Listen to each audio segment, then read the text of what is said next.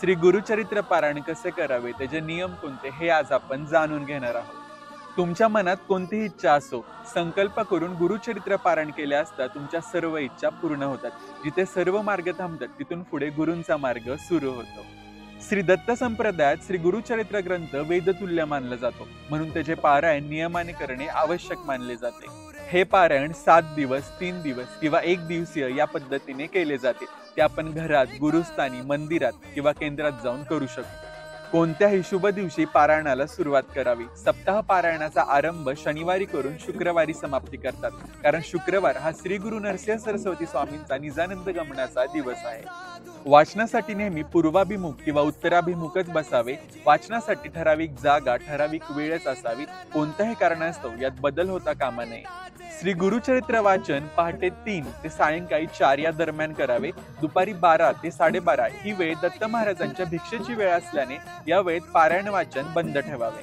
पारायणाच्या दिवशी लवकर उठून शुचिर्भूत होऊन सोळे नेसावे व कपाळी भस्मगंध लावून देवपूजा करावी व घरातील वडीलधाऱ्यांना नमस्कार करावा. मग चौरंग किंवा पाट मांडून त्यावर लाल, पिवळे किंवा केशरी वस्त्र अंथरून कलश मांडावा किंवा नुसता नारळ ठेवावा.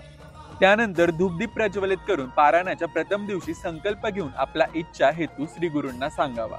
त्यासमोर लाकडी व्यासपीठावर किंवा पाट मांडून त्यावर वस्त्र ठेवून श्री गुरुचरित्राची पोथी ठेवावी.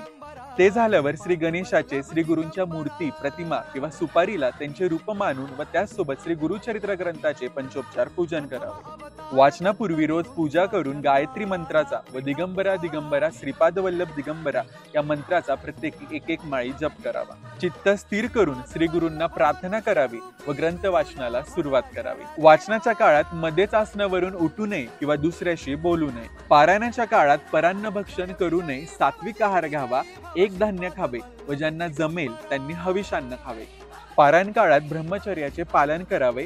रात्री घोंगडी किंवा चटई अंथरून जमिनीवर झोपावे. पारायण कालावधीमध्ये रोज सकाळी व संध्याकाळी श्री गुरुचरित्राच्या पोथीला नैवेद्य दाखवून आरती करावी व रोज रात्री झोपण्यापूर्वी श्री विष्णू सहस्रनामाचे पठण करावे. श्री गुरुचरित्र पारायण सुरू करण्याच्या आदल्या दिवशी 1 गाय व 4 कुत्रे यांना गव्हाच्या पोळीचा नैवेद्य खाऊ घालावा. विशिष्ट संकल्पाच्या पूर्तीसाठी व श्री गुरूंच्या भक्ती मार्गामध्ये श्री गुरुचरित्राचे पारायण अनुष्ठान निश्चितच फलदायी ठरते.